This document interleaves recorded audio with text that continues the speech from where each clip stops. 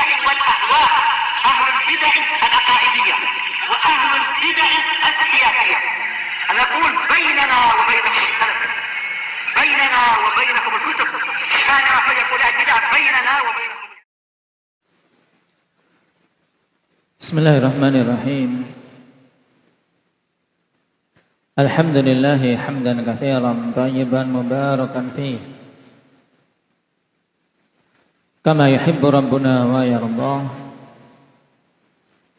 أشهد أن لا إله إلا الله وحده لا شريك له، وأشهد أن محمدا عبده ورسوله صلى الله عليه وعلى آله وأصحابه ومن تبعهم بإحسان إلى يوم الدين. أما بعد، ikhwanil kiram rahimani wa rahimakumullah.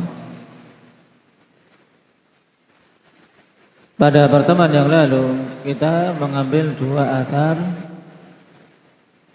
yang dibawakan oleh Imam Ibnu Qudamah rahimahullahu ta'ala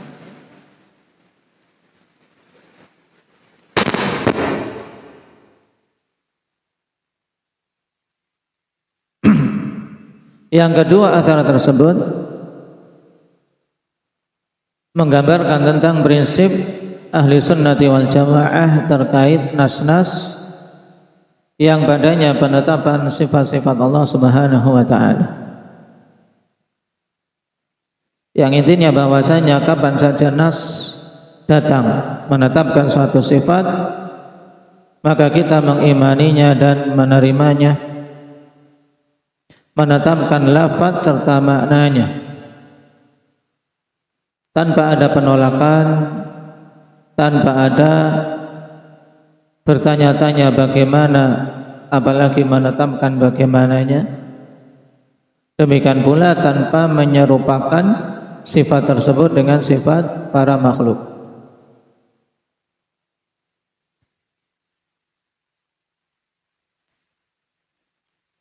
Adapun tentang kaifiyah sifat tersebut, maka kita serahkan kepada Allah subhanahu wa ta'ala.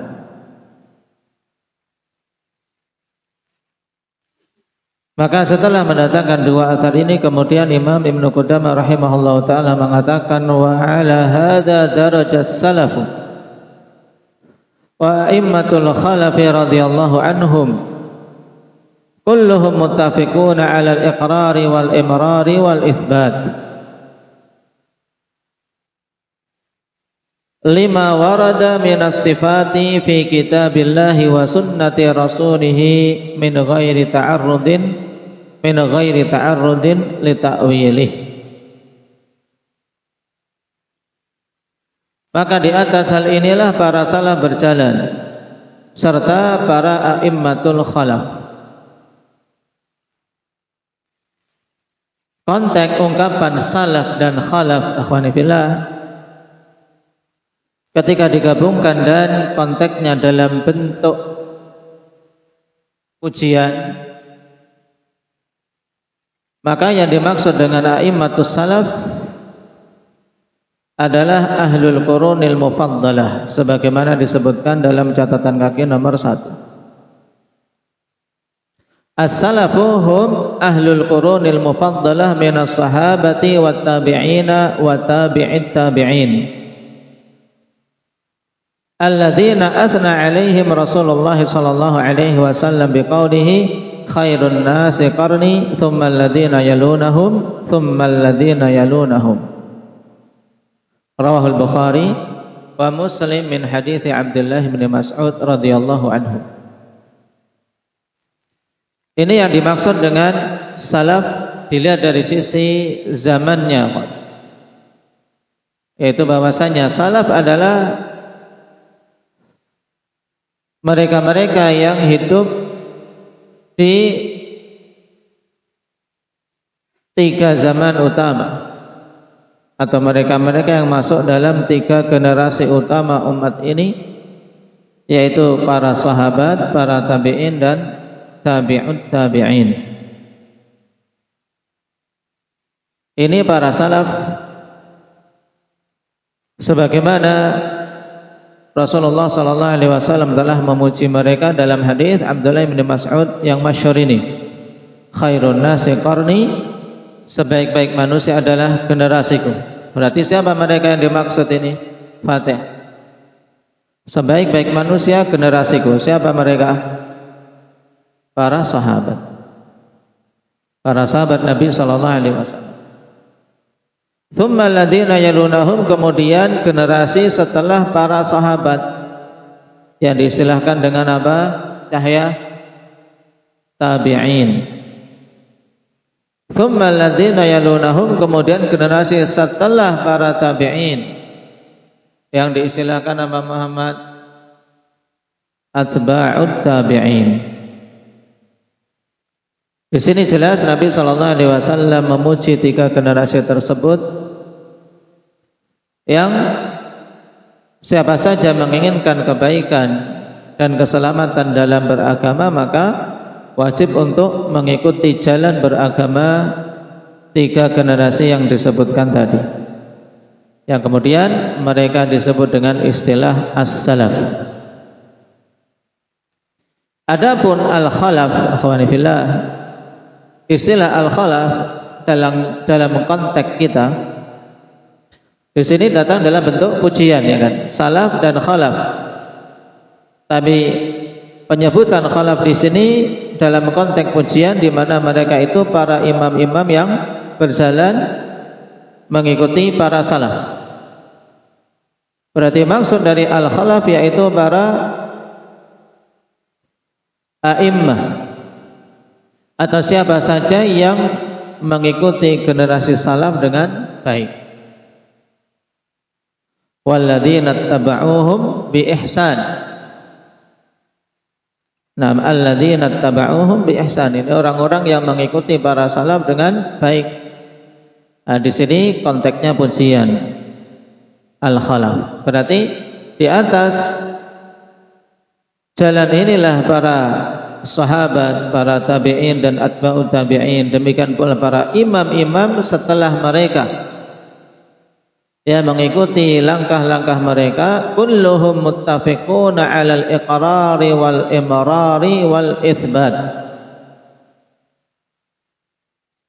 Maka semuanya bersepakat di atas prinsip iqrar, imrar dan itsbat. Ada tiga hal di sini, ada iqrar, imrar, itsbat.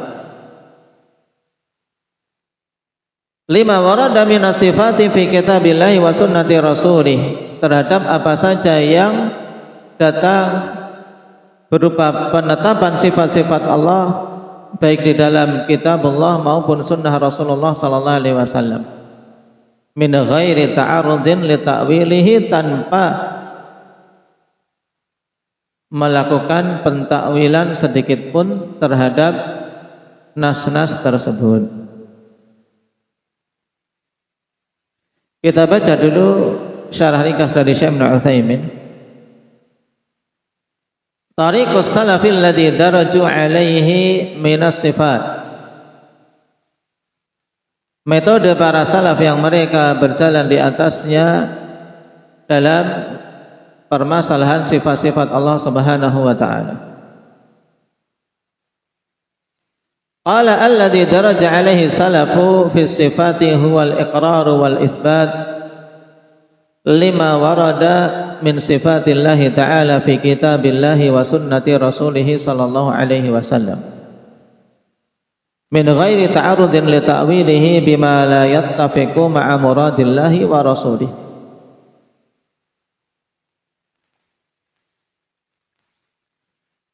Ini metode dan prinsip para salaf yang mereka berjalan di atasnya dalam permasalahan sifat-sifat Allah, yaitu iqrar, menetapkan, menerima, wal itsbat juga sama, ikhwan. Iqrar wal itsbat itu kita menerima dan kita menetapkan apa saja yang datang di dalam kitabullah dan sunnah Rasulullah sallallahu alaihi wasallam terkait sifat-sifat Allah. tanpa kita mentakwilnya sedikit pun yang ini tidak mencocoki apa yang Allah Subhanahu wa taala kehendaki dan Rasulullah sallallahu alaihi wasallam kehendaki. Sebagaimana disinggung oleh Imam Syafi'i rahimahullahu taala, amantu billah wa bima jaa'a anillah ala muradillah wa amantu bi rasulillah wa bima jaa'a an rasulillah ala muradi rasulillah sallallahu alaihi wasallam. Itu prinsip para salaf. Kemudian muradullahi wa rasulih, perhatikan catatan kaki nomor 2. Muradullahi wa rasulih huwa imqa'un nasi ala zahirihi min ghairi sarfin lahu ila ma'nan akhar la yadullu alaihi siyaqu li ghairi dalilin yujibu dhalik. Dan yang dimaksud dengan muradullahi wa rasulih, menetapkannya sesuai dengan kehendak Allah dan Rasulnya. Apa yang Allah kehendaki dan Rasulullah kehendaki terkait nas-nas sifat-sifat tersebut, yaitu imqa'un nas ala zahirih, menetapkan nas tersebut sesuai dengan zahirnya. Zahir yaitu makna rajih dari nas tersebut, makna yang kuat dari nas tersebut. Kita tidak boleh beralih kepada makna yang lemah dan meninggalkan makna yang kuat tanpa ada dalil yang mengharuskannya.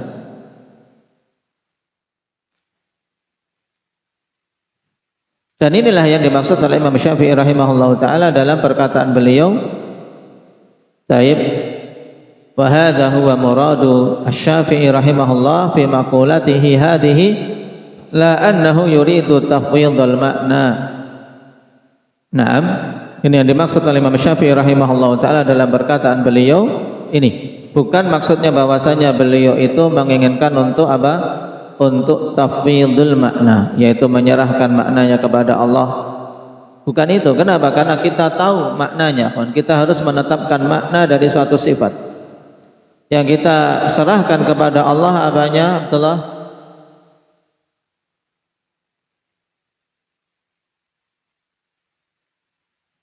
Lah, nyambung, harus nyambung. Pertanyaan dengan jawaban disambung. Kita wajib menetapkan makna dari suatu sifat. Adapun yang kita serahkan kepada Allah Subhanahu wa taala saja ilmunya, yaitu tentang apa dzikri? Tentang kaifiyah suatu sifat. Ini harus sudah apa? Betul-betul terpatri. Karena ini bedanya antara prinsip ahli sunnah dengan prinsip ahli tafwid.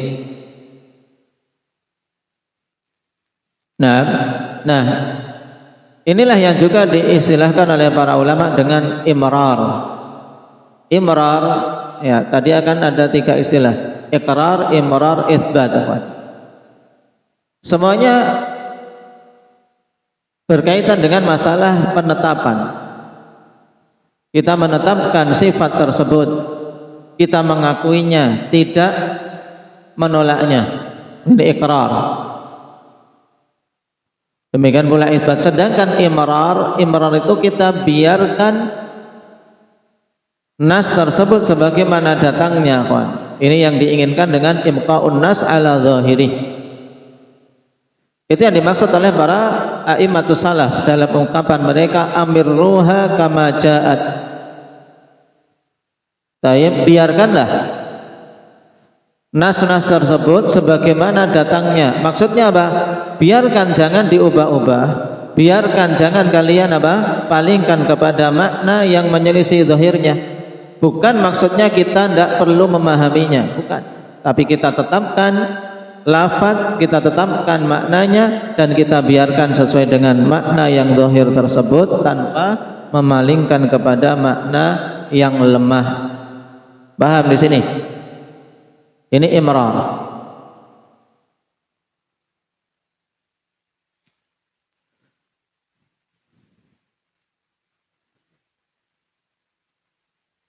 Kita masuk pada pembahasan berikutnya, at-targhibu fi sunnati wat tahdhiru minal bid'ah. dorongan untuk berpegang teguh dengan sunnah dan peringatan dari bid'ah. Qala al-Imam Ibnu Qudamah rahimahullahu taala wa qad umirna bil iqtifa'i li atharihim wal ihtida'i bi manarihim wa hudzirna al muhdatsat wa ukhbirna annaha min ad-dalalat. Faqala an-nabiy sallallahu alaihi wasallam alaikum bi sunnati wa sunnatil khulafa'ir rasyidin al mahdiyyin min ba'di addu 'alaiha bin nawajid wa iyyakum wa muhdatsatil umur fa inna kulla muhdatsatin bid'ah wa kulla bid'atin dhalalah. Pada matan nomor yang ke-6 ini tegas dorongan untuk kita semua akhwan memegang dengan kuat sunnah Nabi sallallahu alaihi wasallam dan larangan serta peringatan dari kebid'ahan. Kata beliau, kita telah diperintahkan untuk meneladani jejak-jejak mereka bil iqtifa li atharihim,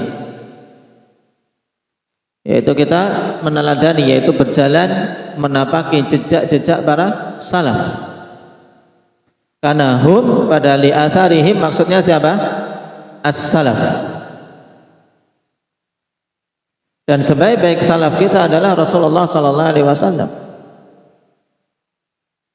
Ni'mas salafu ana laki, sebagaimana kata Nabi sallallahu alaihi wasallam kepada putrinya Fatimah, sebaik-baik salaf adalah diriku untukmu, yaitu sebaik-baik salaf untukmu adalah aku, kata Nabi sallallahu alaihi wasallam. Wal ihtida'i bimanarihim, dan mengambil petunjuk dari apa? Dari petunjuk-petunjuk mereka. Karena manarah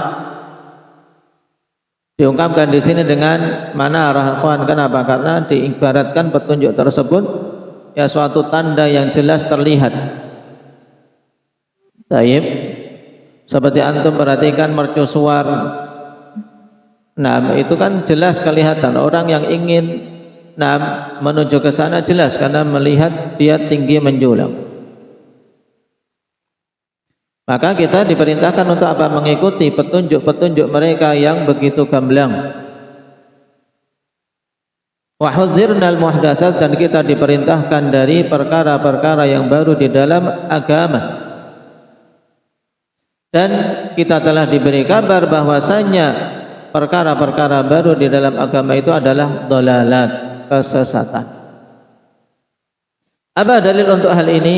Nabi sallallahu alaihi wasallam telah bersabda, "Alaikum bisunnati wa sunnatil khulafa'ir rasyidin." Alaikum ay ilzamu.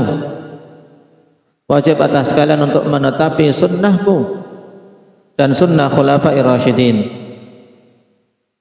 Yang sifat para khulafa'ur rasyidin tersebut al-mahdiyyin min ba'di, yaitu mereka-mereka yang mendapatkan hidayah setelahku. Addu 'alaiha bin nawajid, gigitlah sunnah tersebut dengan nawajid. Nawajid yaitu gigi-gigi geraham yang merupakan gigi paling kuat ketika apa? Digunakan untuk menggigit sesuatu. Addu 'alaiha bin nawajid.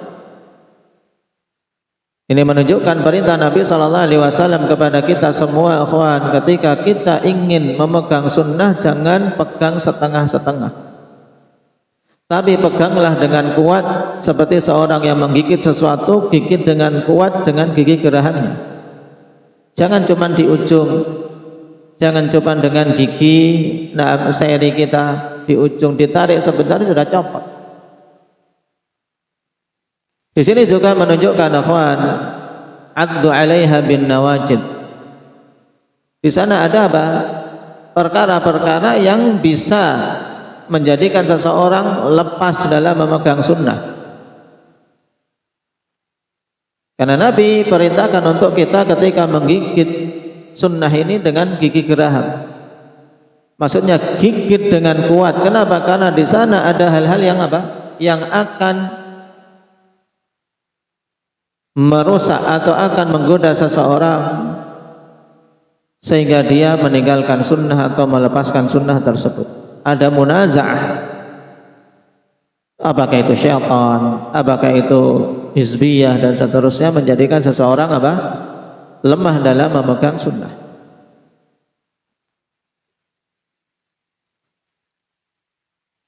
Ada yang ingin menariknya agar sunnah itu lepas dari kita. Nah, dan ini jelas kawan, betapa banyak godaan-godaan ketika seseorang ingin berjalan di atas sunnah Nabi sallallahu alaihi wasallam. Wa iyyakum wa muhdatsatil umur, dan hati-hati kalian dari perkara-perkara yang baru. Maksudnya apa? Di dalam agama, bukan perkara-perkara baru dalam permasalahan dunia, tapi perkara-perkara yang baru dalam perkara agama. Fa inna kulla muhdatsatin bid'ah, sebab sungguhnya semua perkara baru dalam agama ini adalah kebid'ahan. Wa kulla bid'atin dhalalah, dan setiap kebid'ahan itu adalah kesesatan.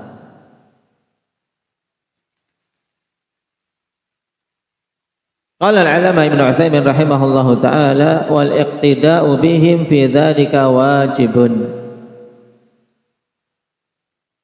dan mengikuti para salaf dalam hal tersebut, yaitu dalam beragama, itu adalah wajib. Dalilnya hadis ini, liqaulihi sallallahu alaihi wasallam, alaikum bisunnati wa sunnatil khulafa'ir rasyidin al-mahdiyyin min ba'di, addu 'alaiha bin nawajid wa iyyakum wa muhdatsatil umur fa inna kulla muhdatsatin bid'ah wa kulla bid'atin dhalalah.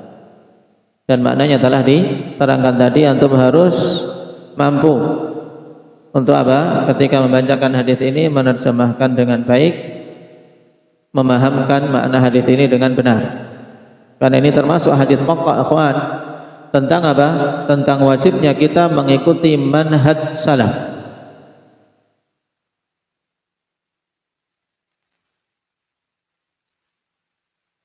Dan hadis dari sisi sanadnya antum bisa perhatikan, disebutkan oleh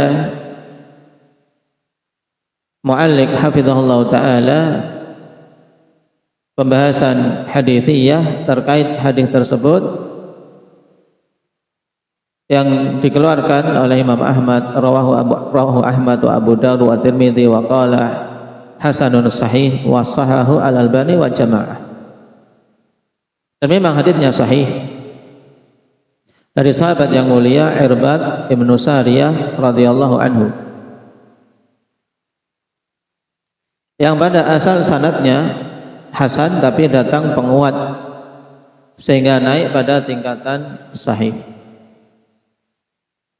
Dan bahkan pada riwayat Ibnu Majah juga Ibnu Abi Asim secara sendirinya sanadnya sahih. Nah, dan perhatikan di catatan kaki nomor halaman 45, ikhwan, paling bawah itu kesimpulan. Ya, kesimpulan kita tidak perlu membaca jalan-jalan yang disebutkan di sini. Anda bisa baca sendiri tentang tahqiq dari hadis tersebut, dan disimpulkan wasahahu aidan Syekhul Islam Ibnu Taimiyah kama fi Majmu'il Fatawa wal 'Allamah Al-Albani fil Irwa wa hasanahu Syekhuna Al-'Allamah Al-Wadi'i fi Sahihil Musnad. Jadi bersepakat Imam Al-Albani dan Al-Wadi'i terkait sabitnya riwayat ini.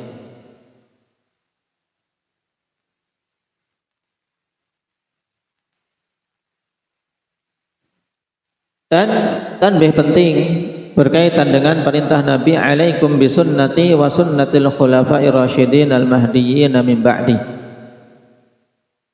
Perintah untuk kita mengikuti sunnah Nabi dan sunnah para khulafa'ur rasyidin. Kata mu'alliq hafizahullah ta'ala, perhatikan catatan kaki nomor 1. la yufhamu min hadza anna lil khulafa'ir rasyidina sunnatan mustaqillatan. Perhatikan, ini penting. Tidak dipahami dari kalimat Nabi sallallahu alaihi wasallam untuk kita mengikuti juga sunnah para khulafa. Tidak dipahami bahwasanya para khulafa ur-rasyidin memiliki sunnah tersendiri, memiliki jalan tersendiri. Wa innamal maqsudu bi sunnatihim tariqatuhumul muwafiqah li tariqati Rasulillah sallallahu alaihi wasallam. Dan hanyalah yang dimaksud dengan sunnah para khulafa ur-rasyidin yaitu jalan mereka yang mencocoki jalan Rasulullah sallallahu alaihi wasallam.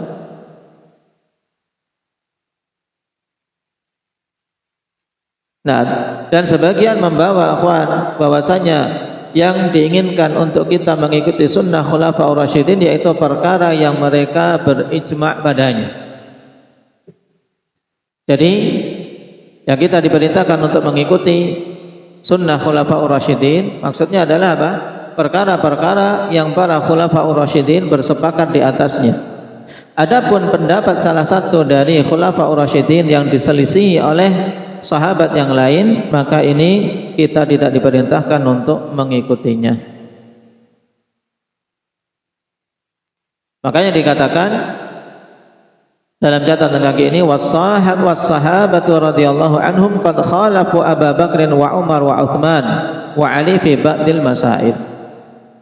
Ya, dan para sahabat mereka telah menyelisih Abu Bakar, Umar dan Utsman serta Ali pada sebagian permasalahan yang mereka ini yaitu para khulafa ur-rasyidin tidak bersepakat padanya. Seperti misalnya pada azan pertama di hari Jumat yang diadakan oleh Utsman bin Affan. Maka itu diselisihi oleh para sahabat. Karena memang para khulafa ur-rasyidin tidak bersepakat padanya.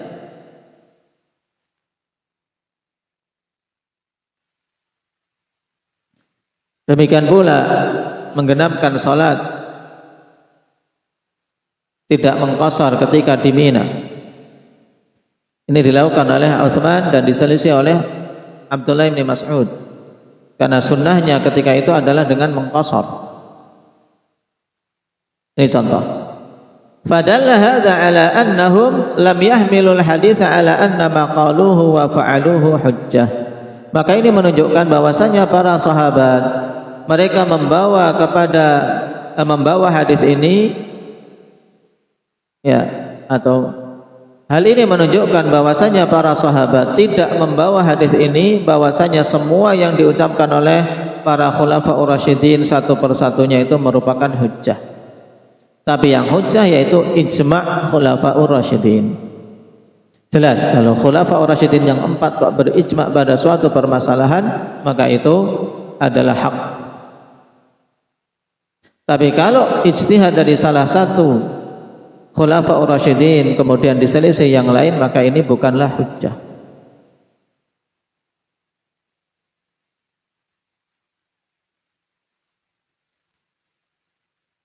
Baik.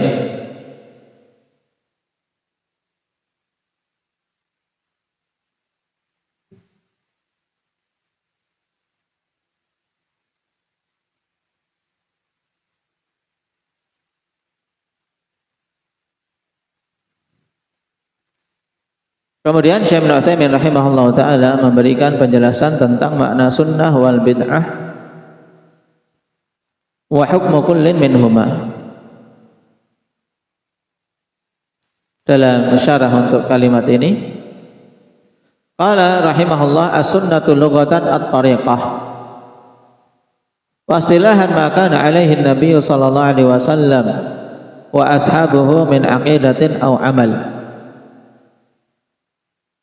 Yang dimaksud dengan sunnah secara bahasa adalah tariqah. Apa itu tariqah maksudnya, Bapak? Jalan. Sunnah itu jalan. Berarti kalau sunnah Rasulullah maksudnya jalan yang ditempuh oleh Rasulullah, yaitu jalan hidup Nabi sallallahu alaihi wasallam. Makanya secara istilah dikatakan di sini wastilahan maka na alaihi nabiyyu sallallahu alaihi wasallam.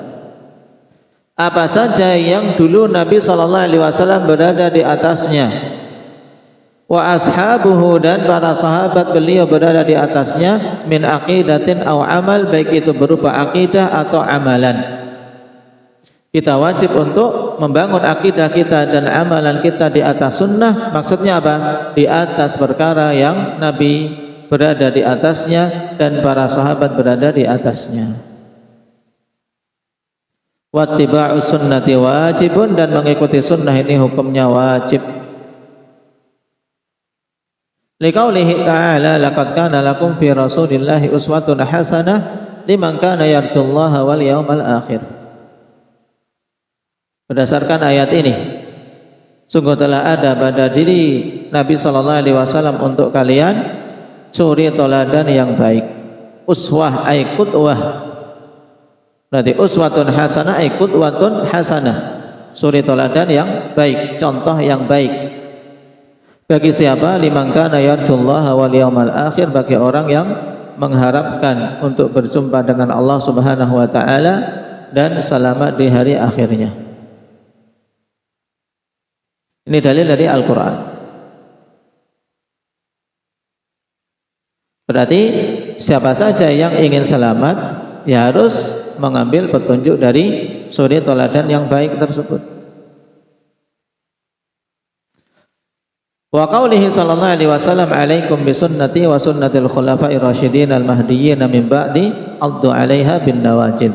Dalil yang kedua dari sunnah yaitu hadis ini. Hadits Irbad Ibn Sariyah radhiyallahu anhu.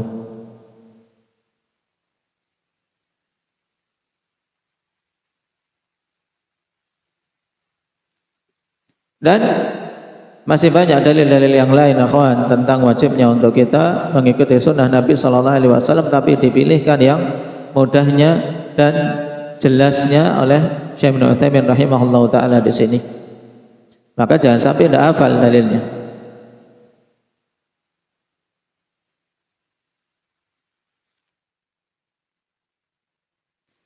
Sedangkan bid'ah, wal bid'atu lughatan asyai'ul muhdats, asyai'u al mustahdats. Di sini bid'ah itu adalah asyai'u al mustahdats, yaitu sesuatu yang dibuat-buat yang sebelumnya tidak ada. Ini mustahdats, sesuatu yang baru yang sebelumnya tidak ada. Ini secara bahasa berarti mencakup sesuatu yang baru yang sebelumnya tidak ada, baik pada urusan dunia ataupun urusan akhirat atau urusan agama. Tapi secara istilah yang dimaksud adalah berkaitan dengan agama kita, bukan berkaitan dengan perkara dunia. Maka kata beliau, wastilahan ma uhditsa fid dini ala khilafi ma kana alaihi Nabi sallallahu alaihi wasallam wa ashabuhu min aqidatin aw amal. Ini pengertian yang mudah akan dicerna bagi para pemula.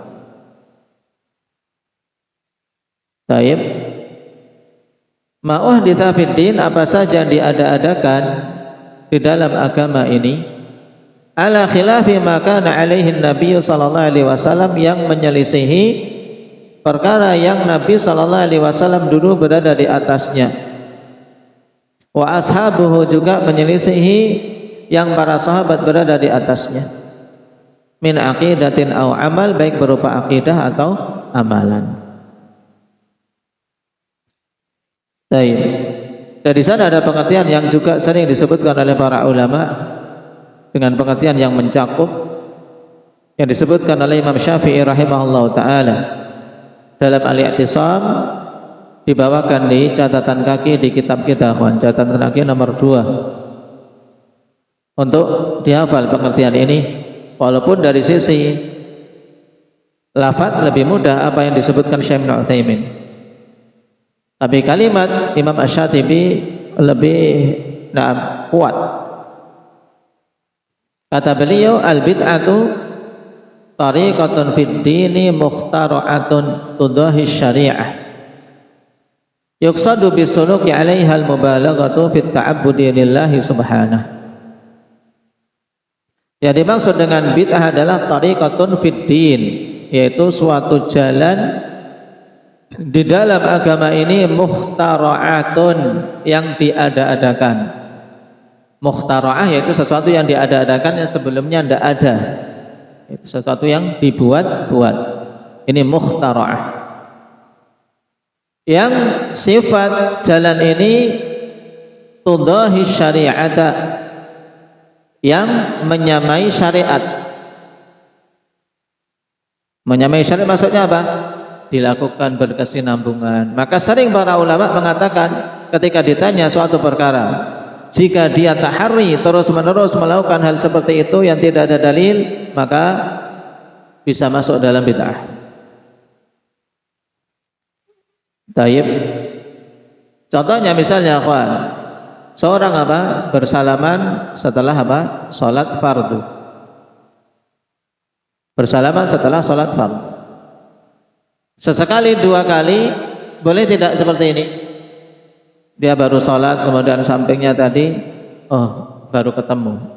Nengok, si fulan, lama tidak ketemu. Kemudian dia salaman. Boleh tidak? Boleh tidak, Wais? Boleh saja. Tapi kalau kemudian tahari dijadikan sebagai sesuatu yang seperti syariat, setiap selesai sholat fardu salaman ke kanan, ke kiri, ke belakang, ke depan kalau ada. Nah, mutar-mutar dulu baru baru zikir. Ini menjadi sesuatu yang seperti syariat. Kenapa? Karena dilakukan berkesinambungan terus-menerus. Maka jadinya bid'ah. Karena diadakan dalam perkara agama, menyamai syariat, kemudian orangnya memaksudkan dengan ibadah tersebut apa? Yuqsadu bisuluki 'alaihal mubalaghah fit ta'abbudi lillahi subhanahu. Yang dimaksudkan dengan menempuh jalan yang diada-adakan itu adalah untuk mubalaghah fit ta'abbud, untuk berlebih-lebihan, bersungguh-sungguh di dalam beribadah kepada Allah Subhanahu wa taala.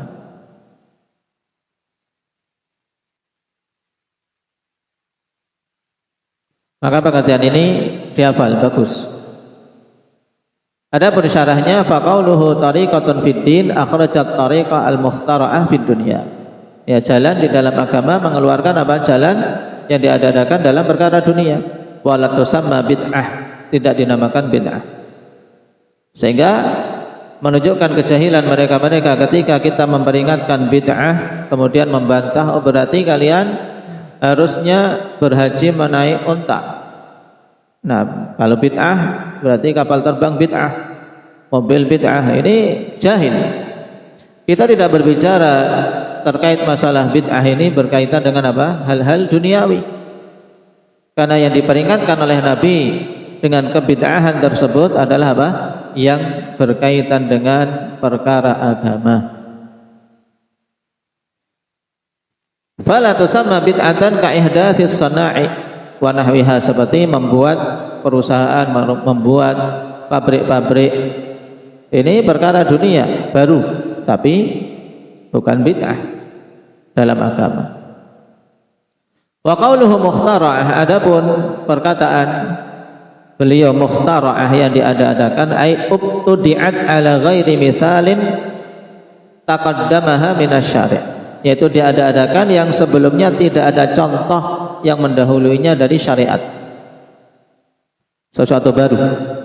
Wal yadkhulu fi dzalika mithlu ilmin nahwi was-sarfi wa usulil fiqhi wa sa'iril ulumil khadimati li syari'ah. Dan tidak masuk dalam kebid'ahan yang diada-adakan adalah semisal ilmu nahwu, ilmu saraf, usul fikih, dan ilmu-ilmu yang menjadi menjadi pembantu ilmu-ilmu syariat inti. Karena kan ini ilmu-ilmu alat. Kenapa? Fa innaha wa illam tujad fi zamanil awal fa usuluha mawjudatun fi syar'i. Sebab walaupun ilmu-ilmu tadi akhwan, pembukuannya tidak didapati pada zaman awal, di masa sahabat tidak ada ilmu nahwu, ilmu saraf, usul fikih, tidak dipelajari. Tapi dasar-dasarnya ada di dalam syariat. Nah, dasar-dasar ada di dalam syariat. Dan juga ini sebagai wasilah untuk mempelajari Al-Quran dan Sunnah, sehingga tidak dikatakan bid'ah. Wa qauluhu tudahi syari'ah, menyamai syariat, yakni annaha tusyabihu tariqata syar'iyyah min ghairi an takuna fil haqiqati kadzalik. Yang menyerupai syariat maksudnya menyerupai jalan syariat yang padahal hakikatnya bukan termasuk syariat, di mana orangnya melakukan terus-menerus menganggap dapat pahala dan seterusnya. Fa akhraja bihadzal qaid ma lam yakun mudahiyan lil umulil masyru'ah. Keluar dengan batasan ini, yaitu segala sesuatu yang tidak menyamai perkara-perkara syariat. Fa innahu la yusamma bid'atan bal yasiru min babil af'alil adiyah. Maka sungguhnya itu tidak dinamakan bid'ah, tapi menjadi perkara-perkara yang adat istiadat. Perkara apa? Adat istiadat, kebiasaan. Kenapa? Karena tidak menyerupai syariat. Wa qawluhu yuqsadu bisuluki 'alaiha al-mubalaghatu fil ta'abbudi lillahi subhanahu. Akhraja bihadzal qaid kullama ikhtara'a min at-turuqi fid dini mimma yudahil masyru'a wa lam yuqsad bihi at-ta'abbudu kal magharimi al-mulzimah 'ala al-amwal wa ghairiha 'ala nisbatin makhsusatin wa qadrin makhsusin mimma yushbihu fardaz zakawati wa lam yakun ilaiha darurah. Maka keluar dengan batasan ini semua yang diada-adakan berupa perkara-perkara dalam agama ini yang menyamai syariat tapi tidak dimaksudkan untuk ta'abbud. Seperti misalnya magharim, denda-denda, denda yang diwajibkan berupa denda harta dengan apa? Batasan tertentu, berapa persen misalnya, yang menyamai kewajiban apa? Zakat, ya kan? Tapi ini denda ditetapkan oleh apa? Oleh pemerintah. Misalnya orang yang melanggar,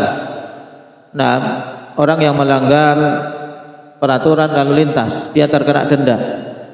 Tapi ini mengharuskan rakyat dengan perkara tersebut. Taib, ini tidak dikatakan bid'ah.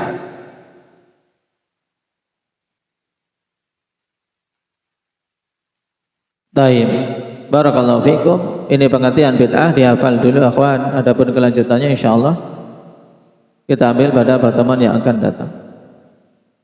Naktabi bihadza walhamdulillahirabbil alamin.